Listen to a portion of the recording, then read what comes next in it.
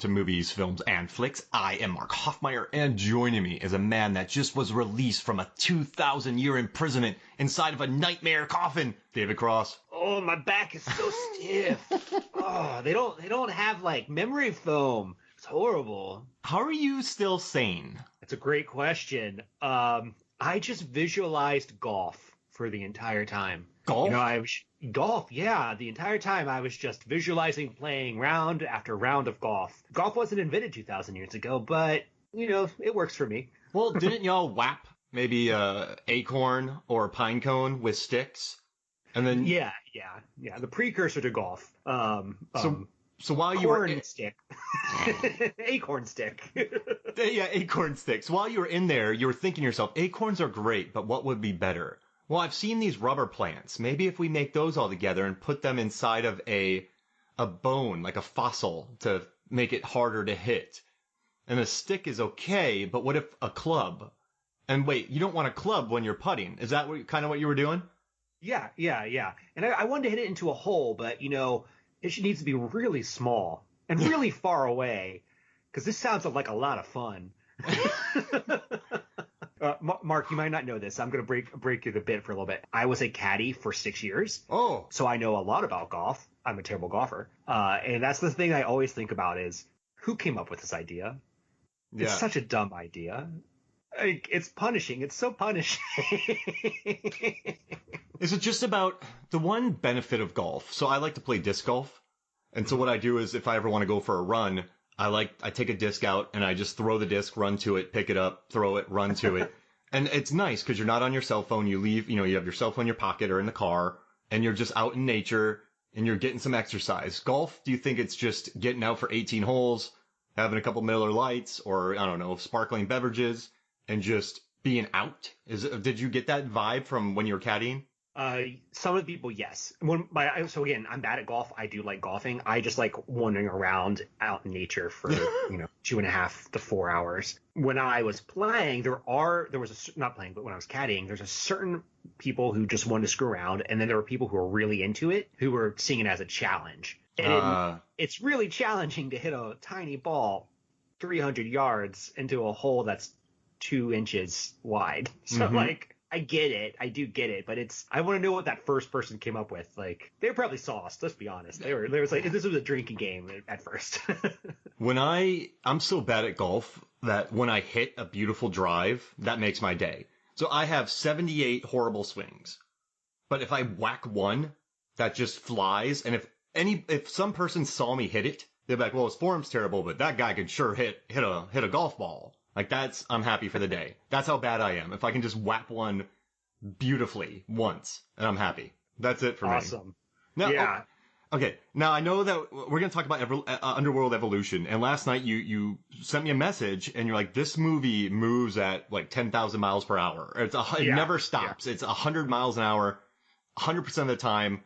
This movie flies through its running time. And it also sort of flies through your memory. So I don't want to... We have copious notes and we have all our stuff pulled up. But this is a movie that does slide from your memory. But watching it again, this is the lowest rated of all the movies. This is a 17%. It does have a 72% audience score, which is the second highest of the franchise.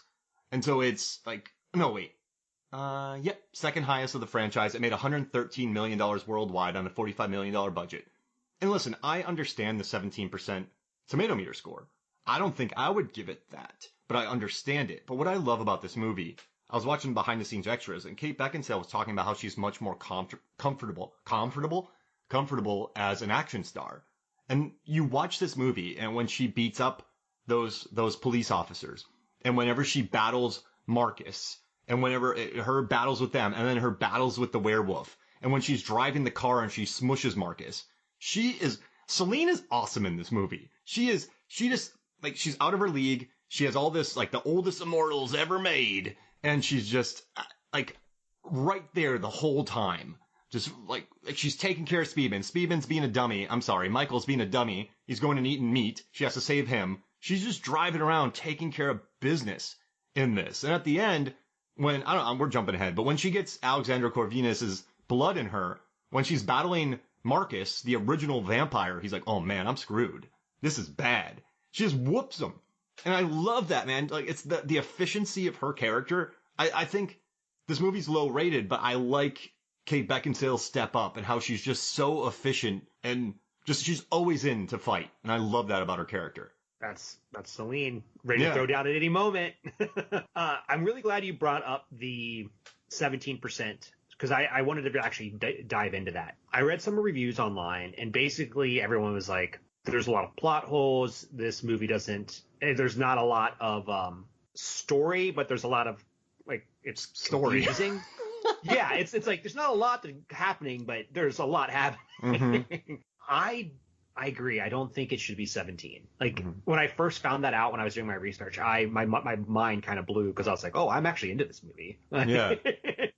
If you had to ask me, I bet this should probably be in the 50% range. I really don't understand why it's hated on so much, because you and I have covered a lot of bad movies, and movies that we love either ironically or unironically. And this might be the lowest rated one.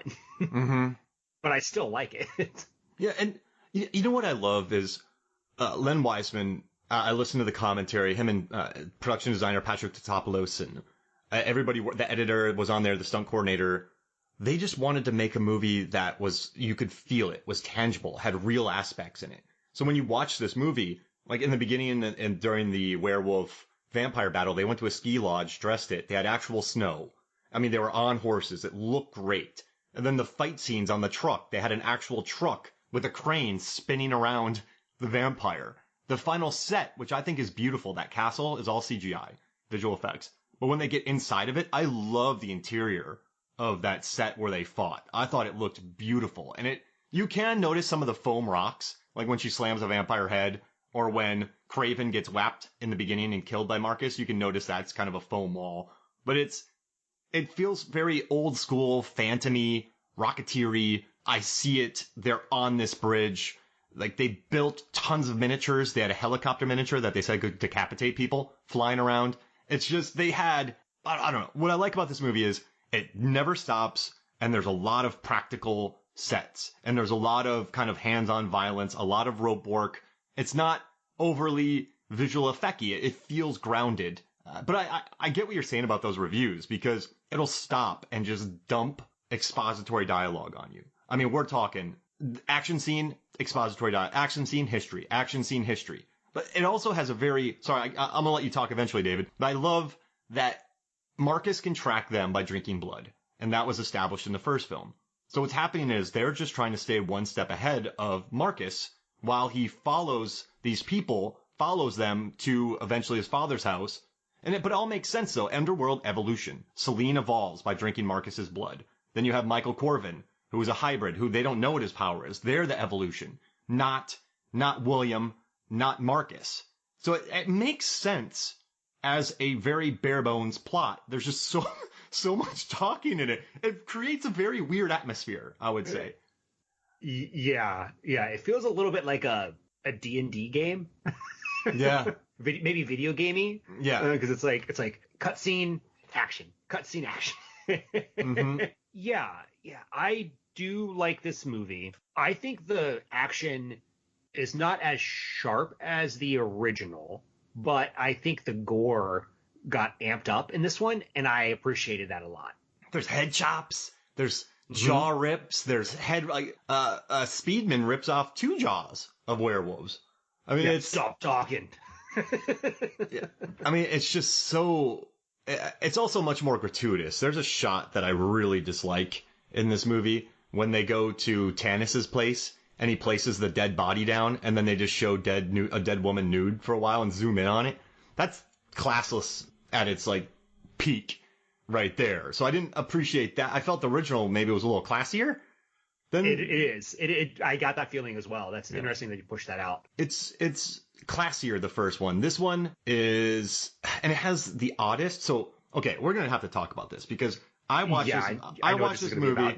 I watched this movie back in the day, and I remember the sex scene between Celine and Corvin. We're not going to go in detail, but I was just watching it going, this isn't right. This isn't anatomy right here. This is not how things work. in this scene. And then I was listening to the commentary, and Len Wiseman's like, well, when you get on set and everyone's professional and you got all the cameras there, and he's like, it's still terrible. So I think he gave this scene the second unit. And then there's a rumor that it was much more explicit, so they had to cut it. And then you had second unit shooting it. He didn't really want to be there. And it created one of the oddest scenes of like cinematic lovemaking I've ever seen in my life. We don't have to dwell too much on it, but it's just it's laughable. Well, it's laughable, but let's like set this up, okay? Because the scene itself is awkward, and the placing of the scene in the movie is awkward as well. Yeah, because it's like so one there's for me there's a problem with like I don't understand when this movie takes place. I'm assuming it takes place immediately after the first movie. That's what's implied, I think, but it's in a different country, so maybe it didn't. But if you think about it, they've been going nonstop for the last 2 days. And then the first time they get a chance to stop, they're like, let's bang in this shipping container. It just doesn't flow very well together. After a guy throws paint at a window for about 7 minutes. By the way, honorable mention, one of my favorite moments of this movie because it's so weird. In my notes, it literally says nothing says vampire like paint. Like, put a coat over and put her in the shipping container. It's a very interesting. And that got called out on the commentary. The stunt coordinator was like, Len, what? He's like, why is he wasting so much paint? It seems like it would take longer for him to do that. Why doesn't he just, get up there and do it? And Len's like, put it on the internet. Like he wasn't all about that. But that's that scene has stuck with me, the paint scene, for a long time, because it feels like it's about 7 minutes long in here. Yeah. But just I guess my main point is like, not only is the scene awkward, the sex scene awkward, the placing of it in the movie is awkward, and the placing of it in the storyline is awkward. Because they did there was hints that Michael and Celine were into each other in the first movie, and in the director's commentary, director's edition, I believe they kiss, but I don't think they do it in a theatrical one. And then the first 20 minutes of this movie does some heavy lifting on the romance. Yeah, it's just yeah. Ooh. And I know I've mentioned this before. Their relationship doesn't sit well with me. I don't understand why a multi-100-year-old woman would be into a 23-year-old doctor. Yeah. It doesn't sit well. She's so much cooler than he is too. Nothing against Speedman, but his character in this movie, and I'm not bagging on Speedman. He's kind of the character himself is kind of a wet noodle. He's just very dude in distress, there's really no personality. And then you have Celine, who is dealing with some heavy stuff. I mean, Victor lied to her. Her parents died. She has Marcus after her. She was murdering people for hundreds and hundreds of years. She realized that might have been wrong. She's just dealing with all this stuff. And then she's also protecting this guy. There's a lot on poor Celine's plate. And I don't know. I just want her to drive around beating people up. The whole Speedman thing, or Michael Corvin. Listen, I love Corvin ripping jaws off. And when Corvin goes full monster, I like the duo together. They're just going to go around the world wiping people out, which I did. But their relationship in this, it never feels organic. It never gets to evolve. It's just there. So but it's such an uncomfortable scene, and we got to bring it up because I think anybody talking about it would bring it up. We don't have to go in detail, but it's the weirdest filmed thing I've ever seen. You're just sitting there going, what? Yeah. So Mark, before we continue, I want to know what your relationship is with this movie. And I can go first if you like. Yeah, you go. Yeah. I was really into the first movie. I saw it in the theater. I was a teenager at the time. And then I saw this movie, and I was also really into this movie. But I hadn't watched it since. I saw it, I liked it, disappeared from my brain until last night, 12 hours ago, I rewatched it. And I still kind of dig it. Yeah. That's why I was saying earlier, the 17% review ratings really seems odd because I don't even think Van Helsing is that low. I don't get and when I was reading through the rankings to see where this is 4 or 5 every time. And it's quite interesting. And for me, I watched this when I was 24. And the only thing I remember the paint. But I remember it moving at just 1,000 miles an hour, and I didn't like it as much as the first one. I couldn't really articulate it, but I left the theater feeling kind of underwhelmed because Marcus as a villain is not good. Nothing against Tony Curran. He's a nothing villain. There's no personality here, and he types very slowly. Then you have Alexander. What's up? No, I was just thinking this might be one of the few times that we are on different pages, because I like Marcus as a villain. Oh, really? I like the idea of this dude who has a psychic bond with his brother, and he's trying to save him. And I like Tony. I was like, that's one of the parts I really enjoyed. I mean, the makeup looks beautiful. They spent 7 hours doing the guy up. Oh. Wonderful makeup. Wonderful practical makeup. He's also in Blade 2, which I love. He's Rodney Skinner. Well, yeah. Basically, this is a Tony podcast. Tony Curran podcast. And Van Gogh. Yep. And Doctor Who. I love that episode. Oh, yeah. He's been in 3 of ours. Yeah. And you've done 13th Warrior, too, I think. Yep. Oh, man, I love that movie. Yeah, That's so good. he's basically an all-star for you. So I don't want, it's nothing against his performance. It's just he comes out of, when we first meet him, he just murders Craven. He's like, you're a dirtbag. And then he goes somewhere else, does some other work, murders some people. Then he has a couple dialogue scenes and he talks to his dad, kills his dad, like gods don't have dads. But he wants to get William out. I get it. It's his brother. But William, I mean, who knows about, like the Victors were the vampires and Victor was the Victor. But what's your vector, Victor? But he wants to raise his brother William, who's probably psychotic after such a long imprisonment. And he's just going to go turn people into zombie-esque werewolves and destroy the world because it's not like Corvinus says that it's the humans' world. It's man's world. We are abominations. He's like, nah, like we're the kings. We should do this. I just think he's underwritten. I never care. Like, so I'm talking about in '04. I just kind of thought, who is this guy? And then it just kept, it's weird. This is a movie that has like forward momentum, stop. And that's what most movies have, but it's such, the pacing, I think, threw me off of it. I mean, I still bought the DVD when it came out, for sure. And I have the 5-pack now on Blu-ray. So it's not like I disliked it, but I just thought the original, and even though people called the original very derivative, which, I mean, the movies, they say it's derivative, but it's, I guess I liked the world building of the first. I loved the presence of Bill Nighy. I guess I liked the grunginess of it. So yeah, that's my experience with it. But watching it again, I have a whole new appreciation of Celine. So I'm like 100% on board with Celine. Yeah, I think I do agree with you on the whole I need to take over the world thing. That didn't sit too well, but the idea of Marcus trying to save his brother I thought was noble, which ended up with creating this like interesting dichotomy. Maybe if he wasn't so violent, it would have worked a little bit better, because then at the end you have two people you kind of quasi understand fighting on the helicopter. That would have been a better climax. Mm-hmm. But it's still like, I still like it. I really like the makeup and how he looked. I'm still not sold on why you needed a hybrid vampire. Like this film does feel a little overstuffed with like cool ideas and world building, and they're like, there's a third immortal and there's a vampire hybrid forward. You know what I mean? Like, it just feels like maybe too much is happening all at once. Mm-hmm. But yeah, so after this, I like this movie, but in terms of our series, I have not seen any of the other ones. Whoa. Yeah, so I have no idea what I'm in for. This is a movie where I stopped. I know that The Rise of the Lycans, when that came out, I was like, I don't want to see this. I want to see Celine. Screw it. And so I didn't go watch it. And then I never got back into it. So going forward, it's going to be all fresh for me. Oh, this is going to be fun. Yeah, I'm doing some research and I kind of had to breeze through them again. And I really enjoyed them. I remember 4 feeling like a fever dream. And I know I say that word a lot, but I was like, what is happening? And then 5 is bonkers. But then I kind of watched them again and I just appreciate what they're going for. And this is such a rare franchise where the third film stars Bill Nighy, Michael Sheen, and Rona Mitra. And it got a big budget release. It's a very odd, I love it. It's an outlier in this world of superhero films and blockbusters and all of that. It could thrive for 5 movies. And I find it really endearing that it kept plugging along.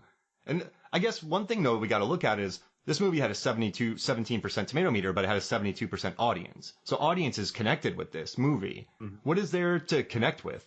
I mean, it's just popcorn action. Yeah. Like, if this came out in the summer or if it came out around Halloween and I didn't want to think too hard, oh, this is perfect. Are you kidding me? Because like you said, it's just Celine fights a bunch of people. They say something. She fights another person. They say something. Like, you don't have to think too hard about it. In fact, I think this movie doesn't want you to think too hard about it. Yeah, because then you start, like, you're thinking to yourself, Alexander Corvinus is the original immortal, and so he should be powerful. But in this one, he's kind of chump change. I do love his helicopter crew. Those guys that fly around. I like his tactical crew. I like that they're the cleanup group. It's like John Wick before John Wick. They go up cleaning everything up in this world. Whoa. Well, no dog death, so I guess I can't compare them directly together. But yeah, well, wolf death. Yeah, wolf death. Hey, oh. But yeah, I mean, I don't know. I guess the villains for me felt a little flat, but also the scene where I do love where Marcus flips Speedman in the air and just impales him on a rod. It's a cool scene. And I guess you're right about Marcus is he gets that blood and then he immediately reads it. So he's immediately violent because he knows about Craven. He knows about this world. He knows about where he's at. So I guess that makes sense that he's so violent, but he never gets a Black Panther moment with Killmonger where, I mean, Killmonger's a Killmonger. He wants murder. Yeah. And he's murdered a lot, but you get, he's absolutely the villain of that film, but you understand his motivation. Yeah. Marcus's motivation. Marcus went to hunt William, and William spread almost a plague that made Bill Nighy wanted to stop a werewolf plague, and he did. But then they're acting like Bill Nighy was the bad guy for imprisoning that guy for life because he couldn't kill him. So Marcus knows that William is insane, and he couldn't control him before. So now why is he more powerful now that he's been in a coffin with M on it, by the way, which I love. The coffin has M on it. Beautiful prop design. But how is he more powerful? And how can he control William? Yeah. So this isn't said in the movie.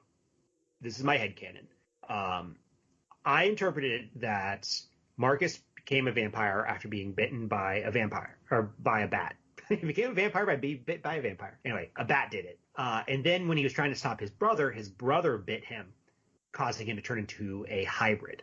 And because he's a hybrid, he should be stronger than his brother. Oh, because hybrids in this world are stronger than just one brids. Yeah. So they never say that out loud. But if you pay attention to his character, like he has extreme control over his transformation, more so than Michael. And that's what I interpreted. It's just like he's just much stronger because he's used his power more. But he wants to take over the world. That's the part that doesn't work. Yeah. Like if he wants to like imagine this storyline. Victor locks William away, and Marcus wants to save him because it's his brother and he loves him and he thinks his brother's insane and he doesn't care that his brother might go on a killing rampage. You don't need anything else. I feel like that in itself is a good story, but when you add on like I want to take over the world, that's when it gets really confusing. Mm-hmm. Because if they just wanted to hang out, like, listen, let's just chill. Let's not.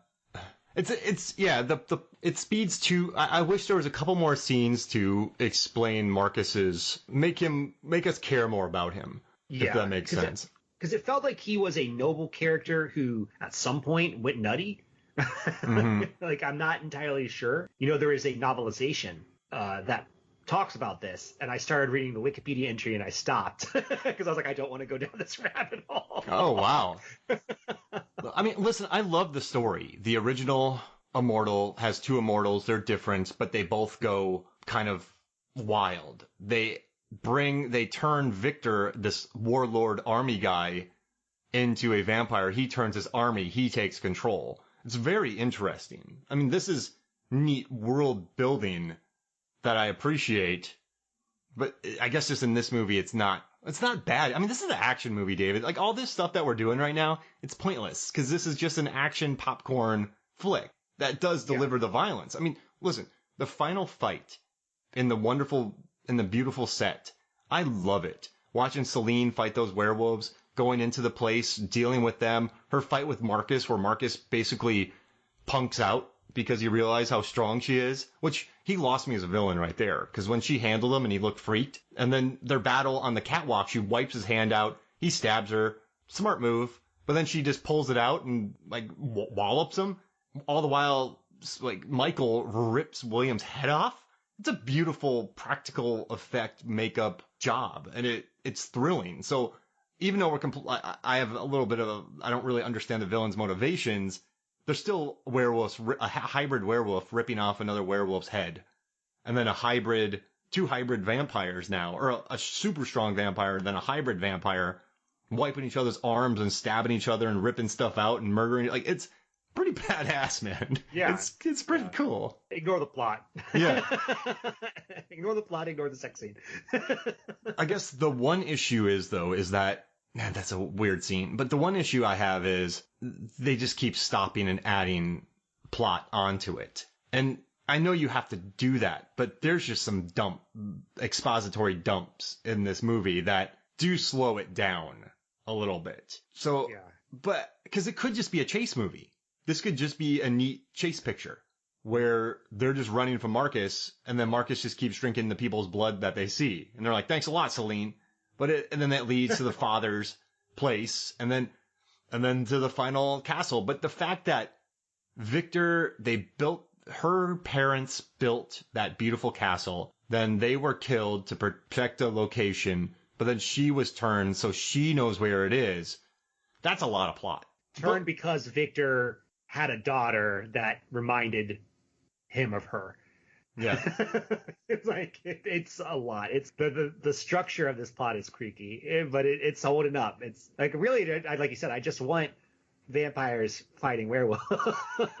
And it's a second film, but Kate Beckinsale absolutely grew into this role. Mm-hmm. She had Van Helsing under her belt. She had a little more action under her belt. I love her in the first one, but in this one, like, they had her posing a lot in the first one. This one, there's more physicality and fighting. I dig that about it. And when she looks awesome shooting the guns. She did a lot of the stunts. I was watching all the wire work where she just drops down, then immediately has to shoot guns. She actually was shooting that one gun with one arm. She had great control. This is action hero Beckinsale at her best in here. Yeah. And it's pretty cool watching her grow into the role. Yeah. I wonder why we don't really talk about Kate Beckinsale as an action hero, because she is. I mean, she's done a lot of a variety of movies, but when you say, like, female-centered action heroes, like Angelina Jolie and Mila Jovovich and Sigourney Weaver pop up, but, like, I don't think of Beckinsale, and I really should. She's a boss in this movie. She's awesome. And I don't like it. I don't like that this movie that came out, sure, some people didn't like that it was derivative. It had the new metal, but it was early 2000s. Watch Daredevil again. Everything had new metal back then. Watch any movie around that time. They weren't super sophisticated yet. They were of their time. And people have the dogpiling on the Resident Evil, on the Underworld franchises, I think are really unjust. I don't know why people hate those movies. They're one of the few films that feature badass female leads wiping people out with somewhat interesting plots, cool practical effects. I think it's kind of a shame. I really do. And I think Patrick Tatopoulos, he's the production designer for Zack Snyder now. He's Zack Snyder's guy. He did Justice League. He did Batman v Superman. This guy and his monsters and the look, it's beautiful. It's annoying. I think it's a very pretentious. I don't want to call anybody pretentious, but I think the overall, and I don't want to say that people are out there following trends, like not thinking for themselves, but it just seems the wave of negativity is just carried through for these movies, and I don't like it. Well, it's an easy thing to do. You don't have to do any research on your own and just like, oh, I have an opinion on something that maybe the society doesn't like. Dogpile. Yeah, you're right. Like they're not like amazing movies, but I basically enjoy them. I've seen all but the last Resident Evil, and I've liked them all. They're cheap. They're like they're $20 million, $30 million, $40 million. They're not expensive. Like, they don't. Resident Evil movies, Final Chapter almost made as much as Rogue One in Japan of Resident Evil. People love the Resident Evil movies overseas. People adore them. And then these movies were big overseas. So I just don't get these are popcorn movies. These are not The Matrix.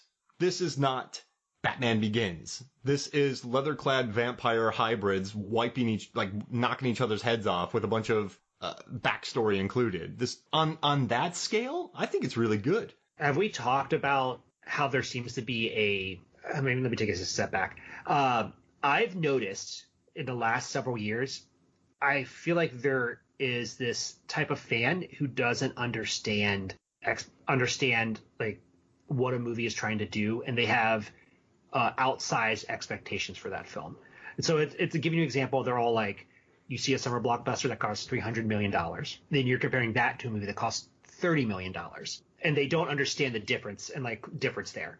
It's like this movie wasn't trying to be, again, The Matrix, or was it trying to be a superhero movie? And it just sort of rubs me the wrong way. It's just like, just have a better understanding of what you're watching.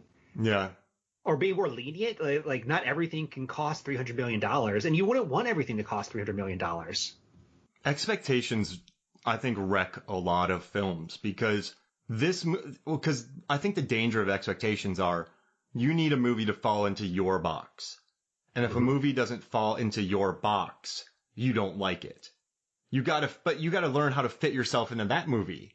I gotta get in the headspace of Underworld 2.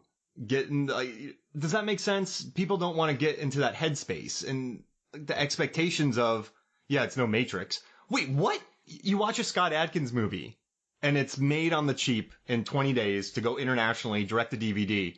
And then people are like, John Wick is better. And you're like, no, like that's completely not different. Comparable. Yeah. Stop. Like it's a Scott. Okay. Graded on a Scott Adkins scale. Like Michael Jai White does some brilliant direct to DVD films. Graded on the Michael Jai White direct to DVD scale. It's not Dark Knight. I don't know. I'm on a soapbox and you got me like, I don't care. I'm happy to be there. Yeah. I've noticed a lot. I'm getting a lot of, this movie's not as good as, I mean, I'm going to be really honest. It's usually this movie's not as good as insert MCU movie, insert superhero. And I'm just like, I don't care. I just want to enjoy this for what it is. Mm-hmm. We're going very far abreast. All right, so how about Underworld? This? Yeah, let's take a quick break. We'll regroup, and then when we come back, we will talk more Underworld Evolution. We'll be right back. Welcome back to Movies, Films, and Flicks, and we're going to talk about our favorite moments now, aren't we, David? Yeah. Ooh. My favorite moment is the 3 prologues. Yeah, there are. There's a lot. There's a recap. Yeah. All right. So we will get to the favorite parts, but here's something that I think you will find funny. Marcus in the scroll at the beginning is spelled with a K. It's spelled with a C everywhere else in IMDb. It looks to be just like a mistake that someone made. You should go into Wikipedia and change the K to a C and see what flame war starts. Because whoever wrote that synopsis used the K, and I bet someone has tried to change it to a C, and there's been huge fights. Most people misspell Dr. Susan McAllister from Deep Blue Sea's name. And IMDb, Rotten Tomatoes, Wikipedia, it's spelled differently all over the place. They keep getting no respect for the mix. Marcus, McAllister. What's going on here? Okay, so let's do our 5 favorite parts of this movie. Before we jump in, I have 2 honorable mentions. Okay. If they're one of your parts, I'm sorry. Honorable mention number 1, paint throwing. Most memorable part of this movie, paint throwing. 7 minutes. It's so much paint. And I get it, though, because this guy is coming from music videos, and it looks cool on screen. It just doesn't make any sense. Honorable mention number 2, the shipping container. I do not understand it at all. Why is it in a building? Why is it loaded to gill? Kind of like it because it's so weird. Yeah. Okay. What are my 5 favorite parts? Okay. Number 5 for me is when Marcus yanks the helicopter down by the rope. Yes. I had never seen something like that before, and I thought it was great. Yeah. And that rope gets used a lot. I love that Speedman uses it. Then he sees it. It's a good Chekhov's rope. I mean, Speedman's Michael's character, has a thing with ropes and chains. It's like his special ability. If there's a rope or a chain around, he's going to use it to kill you. And he used a chain in this one to hang on to the truck as well. Yeah, he's just really into chains. And I wish they would advance that storyline in the future. Oh, I'd love that. Yeah. Do you want me to go? Yeah. Okay. The final fight when Celine just takes Marcus's arm and chops off his arm. It's just such a boss move. I love it. She manhandles him, and then just thump, his arm goes off. And the look on Marcus's face is like, wow, I'm out of my league here. Then he cheap shots her with the thing. But I just love watching Celine manhandle people. It makes me so happy. So that's my number 1. Yeah, that's great. Or number 5. Okay, now my number 4 is Celine wrecking Tannis's vampire gals. Yeah. She just walks in and those vampire women look like they're gonna like really wreck some shit, and she's like, no. It's over immediately. Oh man, this smashes their heads and knocks them out. It's beautiful. Oh, that makes me so happy. I guess my number 4 is when she jumps from when she lands down into the final battle and she's in the water and she puts her head up. It's an ultimate trailer moment. She looks awesome right there. When she lands in the water, puts her head up. Like they filmed, like you could tell Len Wiseman just was like, get the best. I mean, it's not hard, but he's like, get the best shot of her imaginable. And he talks a lot about lenses in the commentary, which I adore. I love his talk about using different lenses. It made me so happy. But that superhero shot of her just landing in the water and then looking up, lit really cool. It's a good shot. So I'm going to say that. He does have a really strong aesthetic.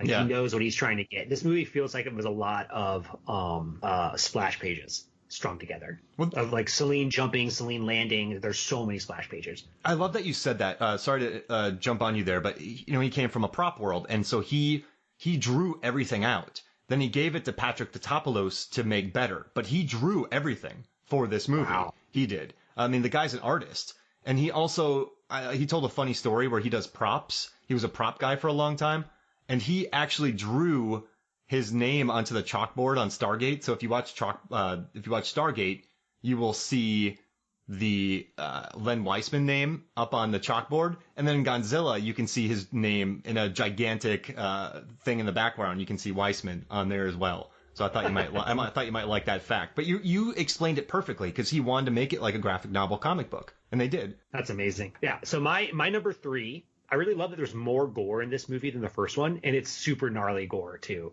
Like multiple head rips, people getting their arms cut off, exploded, like really, really into it. Oh yeah, there's so many. Craven, I love seeing Craven get wiped out. That made me so happy, David, just watching him get smashed. We didn't say this, but like it's really rare to have all the characters in the first movie show up in the second movie, even the ones who are dead. Like all the main characters just like have brief little moments throughout this entire film. All right, so my number 3 is just seeing Bill Nighy in a helmet, looking awesome in a helmet. I mean, he looks awesome. Incredible in this scene. I mean, I love it seeing him cruise around in a helmet. That makes me so happy. So that's what I'm saying is my number 3. He's the character I missed the most, Mark. Like I know he was in this film, but I wanted so much more of Bill Nighy. His presence is undeniable. He's so good. Okay. My number 2 is Tannis. And here's why. I think it's really funny that they're like, we're going to go see a historian. And the dude's like a new metal historian. It's like the juxtaposition is wild. You're thinking there's going to be like a monk dude. And he's like playing metal and has some women over and he's got drugs. It's just like, what? Yeah. He's an arms dealer and he's he's living the dream in his seclusion. He's loving his life. Oh yeah, that makes me happy. I mean, yeah, it definitely plays. I love it. My number 2 is when Michael rips off William's head. It's just, I was thinking about how strong he was to keep that jaw from closing, and then it's gory. It is R-rated, beautiful gore ripping that head off. So that's it. That's my number. Yeah. Number 1 for me is Marcus's look. I really dig the creature design. Beautiful. Really interesting. It reminded me a little bit of Jeepers Creepers, but to be honest, I haven't seen that movie since it came out in the theater, so like I don't quite remember. But I was just really, really into the design and how much it changed and how you would take damage and heal. Really loved it. Yeah, so perfect. And then I guess speaking of Marcus, my number 1 is when just Celine rips his claw in half while it's in her, and then she just murders him with a knife through his head and throws him into the helicopter blades that he pulled down. It just makes me... I love when she gets boss level in this movie. When she goes boss level and just watching Marcus punk out to her, it makes me so happy. Because you never get a lady going boss level, and she goes boss level. And it makes me so happy. And I also thought that scene was really well filmed. This guy, the cinematographer, Simon Duggan, he went on to do Live Free or Die Hard, which I think... Actually, it made a ton of money, and it's very fresh. I think it's 78 or 80%. Beautiful action movie. He also shot Knowing, which I think looks great. And he did Great Gatsby with Baz Luhrmann, so you know he's legit. 300 Rise of an Empire, which I think is very underrated. Love that movie. And then he also did Warcraft, which I enjoy. But my number 1 is I like Warcraft. It's unabashedly dorky, and I love it. Right? It's beautiful. I dig it. I went and saw that by myself. Nice. I couldn't get anyone to go with me. I was like, I'm gonna. Oh man. Yeah, so that's my number one. Just watching her go boss mode and wipe people out. Yeah. So I have a surprise game for you. Oh, I like it. Before we do that, I have one question for you. Maybe we've talked about this previously, but the mythos behind this movie and this series is that there's immortals, and if they were bit by an animal, they turn into a hybrid of that animal. Yeah. So why aren't they like mosquito people? Oh my gosh, that'd be terrifying. It would. That'd be worse than a vampire. Yeah. Here's what I think would be hilarious if one of them got bitten by a raccoon, and then you got instead of a werewolf, you have just giant raccoons running around. Oh, I would love that. You know how much. smart they are, and they have the opposable thumbs. They're like, I would hate to fight. I gotta say, I just want to get this out there for the world. I love possums. I think that possums they eat fleas and ticks. They are trying to do their best in a world where deforestation is constantly happening. But there's a really crappy thing about them is that people say that they have rabies and that they're mean creatures. That's not true. I was watching Mitchells versus the Machines. And in that movie, you have possums attacking the dad, and they suggested that possums had rabies. And I just got to get that out there real quick. They don't. And of this big Netflix movie, these are amazing creatures that eat fleas and ticks, and they're adorable, and they live outside, and they're really friendly, and I have a couple in my backyard. So I hate that Mitchells and Machines went off against possums. They put false information out there that hurts these creatures because they're treated as pests and they're killed. They're like, you leave an opening in your home, it gets in, and you're like, kill it. No, that's your mistake. Like, make sure that it can't get in your attic. Sorry, I'll go somewhere else. No, but, it's okay. It's okay. I love Mitchells, but that scene didn't make me happy. I got to get it out there. Thanks for letting me vent. That makes me happy.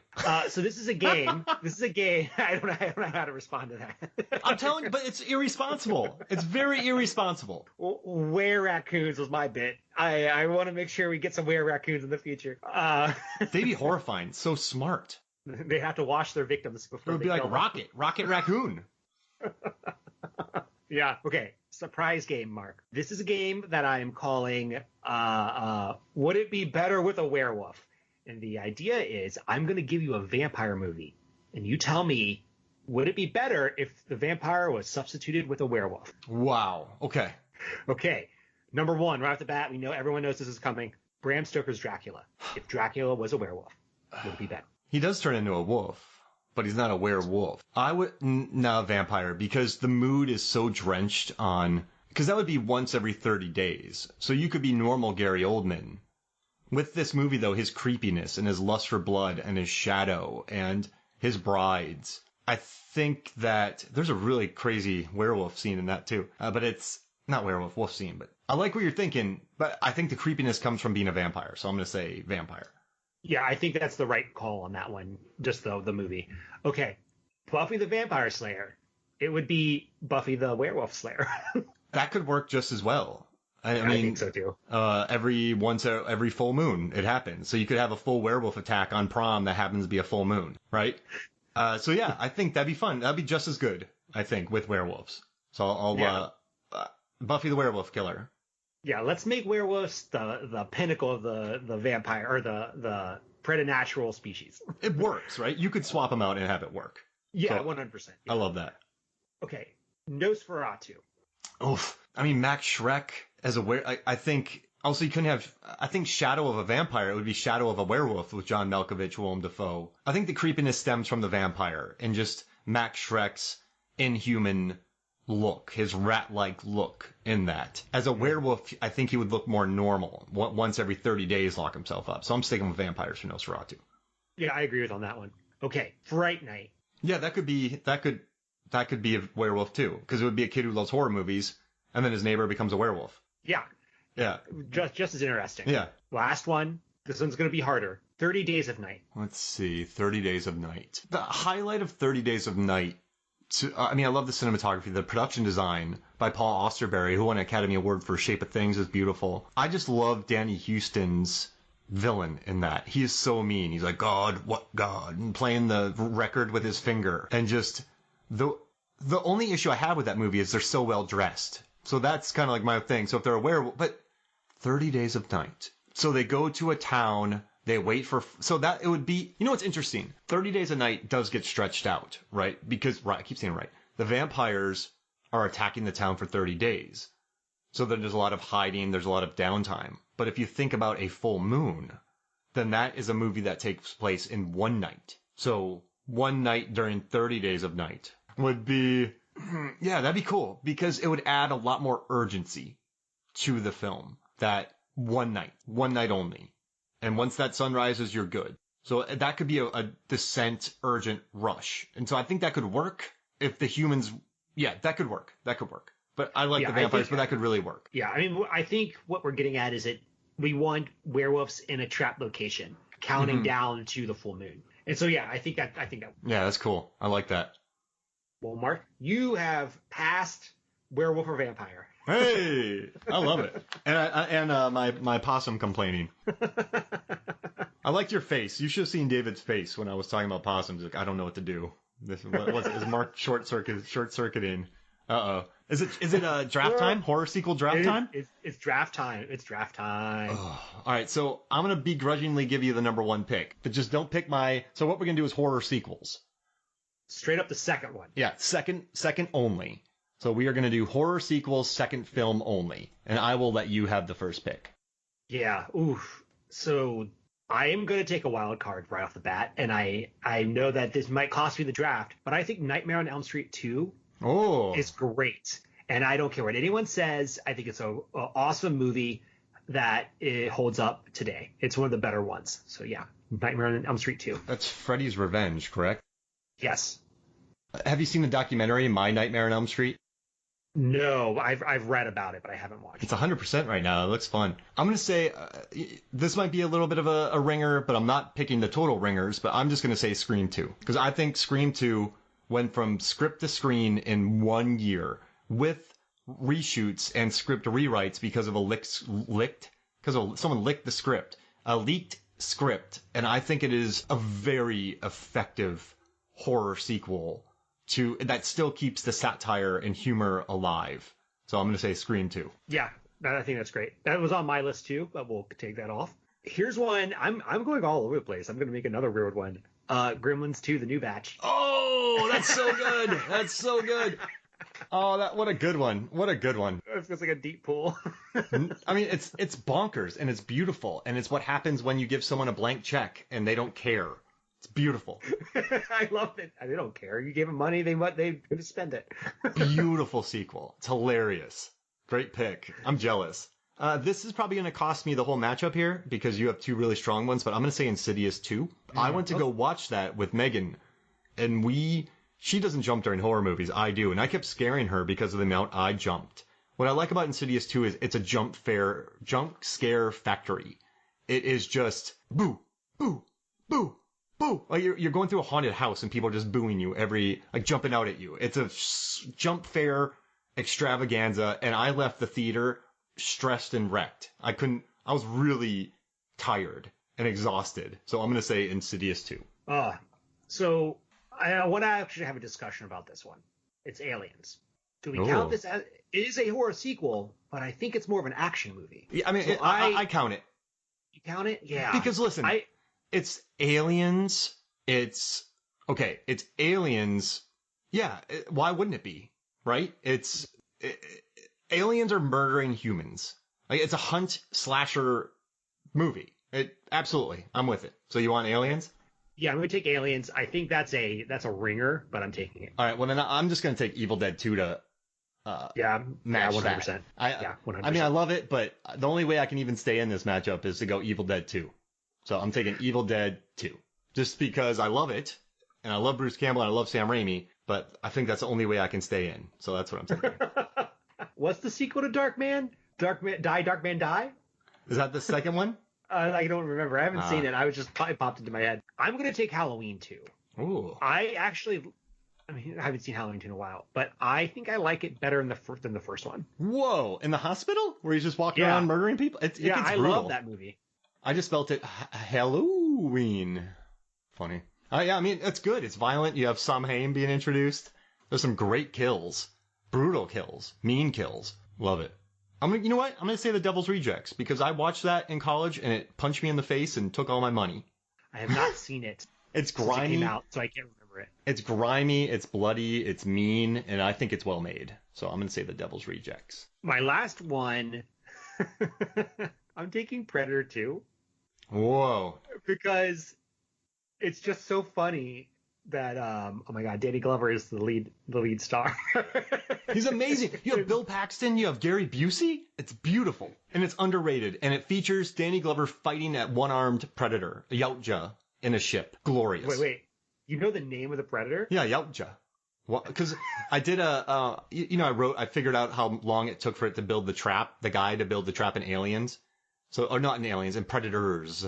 So I had to figure out what the name of the Yautja was. Yautja. Yautja. I still dig it. So there you go. I'm cheating here, but I got to do it because it's one of my all-time favorites, Dawn of the Dead. Dawn of the Dead. Yeah, that's a good one. It's a solid movie. I mean, it's an all-timer. It is an all-timer. I'm a little surprised you didn't pick Deep Blue Sea 2. I would have picked Deep Blue Sea 3. Okay, got it. Okay, that makes sense. Okay. Yeah, I love Deep Blue Sea 2. But I haven't seen it, but I would consider it horror. I think I'm going to put this poll up sooner. Should I? No, I'll wait. But I love this poll. It's going to be a hard one. Yeah. Do you want to make a mega list? A mega? Oh yeah. Let's cut it down for sure. So I mean, we got to go Aliens. Yeah, Aliens. And I'm going to be honest with you. I want Gremlins 2 on there because how weird it is. Oh yeah, can't leave that off. I think Dawn of the Dead and Evil Dead 2 probably deserve a spot. Yes, 100%. Evil Dead 2 and Gremlins 2. Wow, that's strong. Yeah, I can be talked out of this, but I think Nightmare on Elm Street 2 should go on here. I feel like it's having a resurgence, and it sort of shows everyone that we know what's going on. Okay, I'll let you decide. You can have the final. I'm saying I got to go Scream 2 because I think it's a perfect slasher film. I think it's... Let's put Scream. No, let's do it because we've covered Scream, and I do love that. That Scream 1 is probably my favorite horror movie. So let's drop that in there. Okay, sorry. So I mean, I would have let you pick Nose 2. I just want to give you an option in there. So well, the difference is like, do I want to take out Nightmare for Gremlins 2? I don't. No. I want Gremlins 2 because it's so weird. I think if you're making a top 5 list and you leave out, let's say we could possibly leave out Scream 2 and Gremlins 2. If you left out Aliens, Dawn of the Dead, and Evil Dead 2, no credibility. Yeah, no credibility. No, you're being provocative right there. You are not correct, I would say. So yeah, I think Scream 2 always should be in the top 10. I think Nightmare on Elm Street is a lot of fun as well, but I think it gets a little bit overshadowed by Dream Warriors and New Nightmare. It was really good. But I mean, so I'm looking at Consequence of Sound. They're top 4, and I like Consequence a lot. They have Evil Dead at number 4, Evil Dead 2, number 3, Gremlins 2, number 2, Aliens, and number 1, Dawn of the Dead. So I mean, we guessed at it mostly. Yeah, we got it. We got it. We did it, man. This is fun. Yeah, this is great. And next up is, I don't even know the title of the third one. Underworld: Rise of the Lycans. Ah, yes, the one that I skipped. Oh man, Rona Mitra crushing it. Michael Sheen looking all buff, which is weird. Bill Nighy doesn't get any better than that. Michael Sheen looking buff. Yeah, weird. That is weird. With long hair that like looks terrible. Hey, do you want to before we get out of here, do you want to promote Award Wieners? Sure.